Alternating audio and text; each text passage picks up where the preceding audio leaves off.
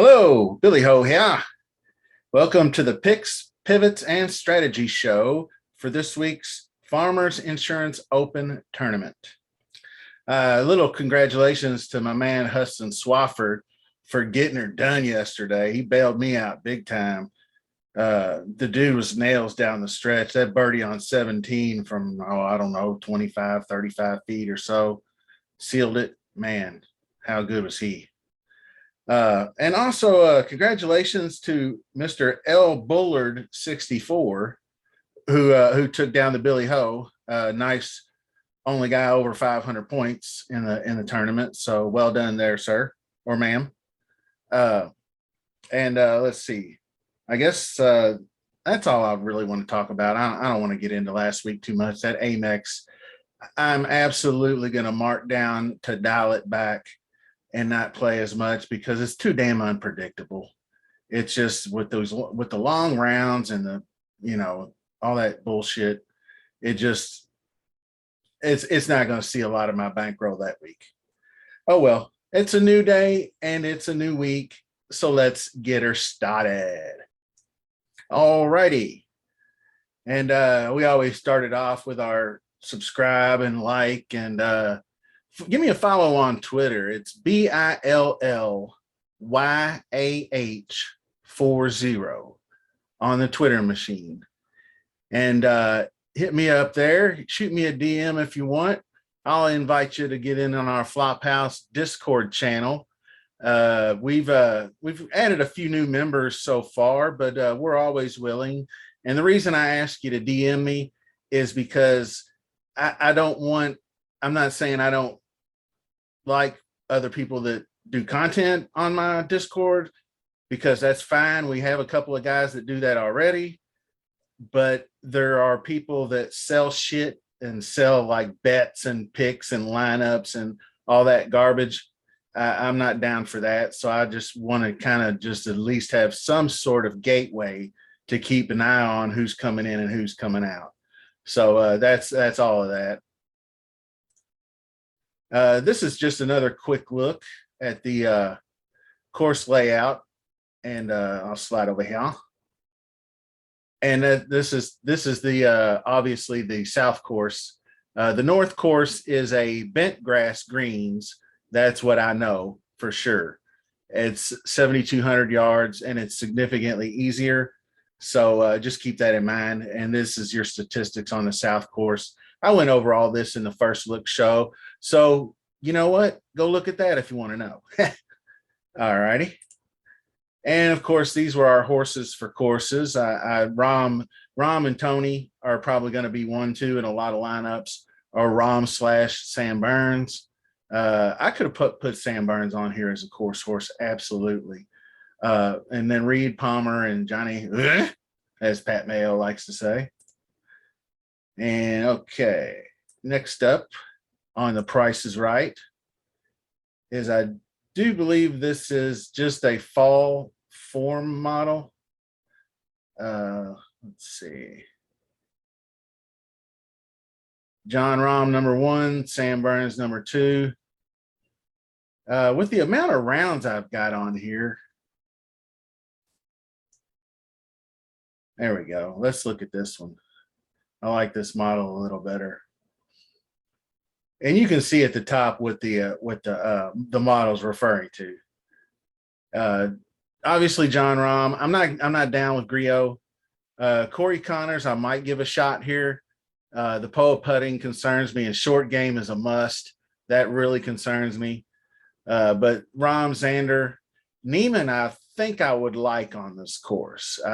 His course history is not all that great, but he is the type of guy that can, get it going off the tee, and he's a great ball striker. And if he can just get his shit together around the greens a little bit, he can really help you out. Cam Davis, bomber, and he's been playing much better. Willie Z will be in a lot of lineups because he had such a great run at our last tournament there at the Amex.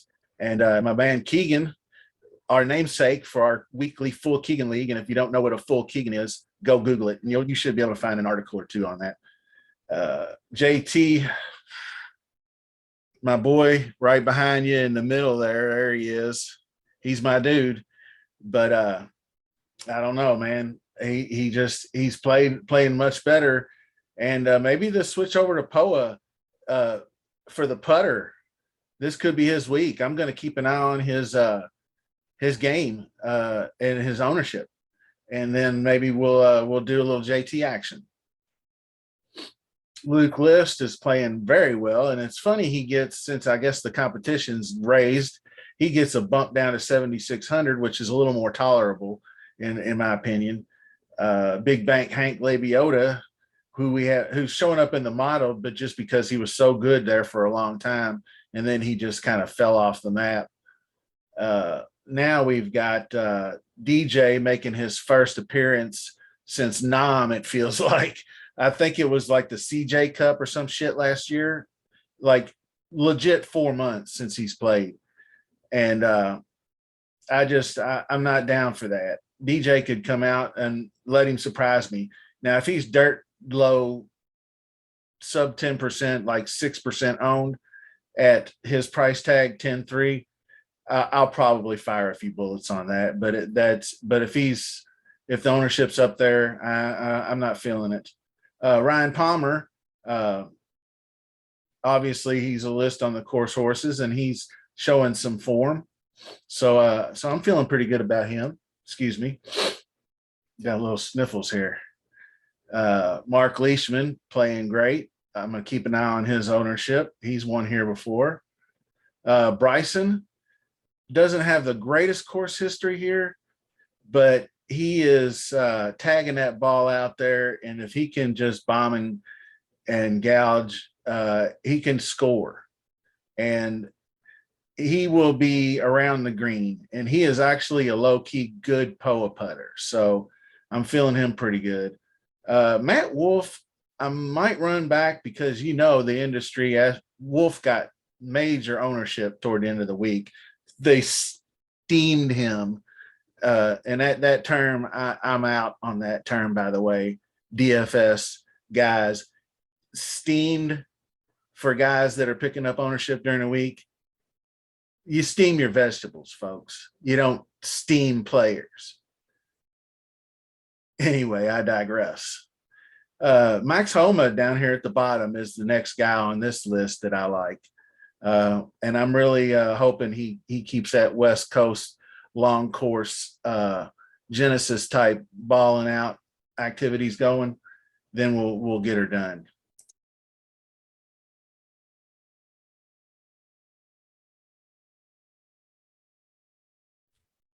Excuse me, I had a little computer fuck up there. All right. Let's see. Same model, different results. This is a putting model for you. The Garnet at the top, I'm still unsure of because it's not enough rounds. This was, I believe, my POA putting model. But I showed you this the other night, so I'm just do a kind of quick flash in the pan here. Bryson, I told you, low-key POA putter. You're not going to see JT on this list because he's just been bad for a long-ass time at putting. But I think JT is actually a little better on POA than he is most other surfaces. So come on, JT, get your shit together, brother. And this is a extensive bent putting model. Sorry, my glasses are kind of fucked up on me.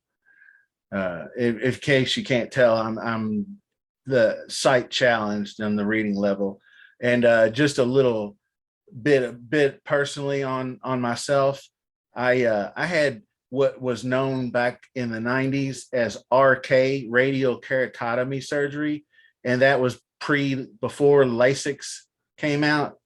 And this was actually, they took a scalpel to your fucking eyeballs. Was probably a huge mistake. It bought me about 10 years of good vision, and then my eyes went to shit, and now they got scar tissue all over them. So I can't get LASIK now because it's got too much scar tissue, and now I have to wear these damn cheaters, and I still can't hardly see half the time.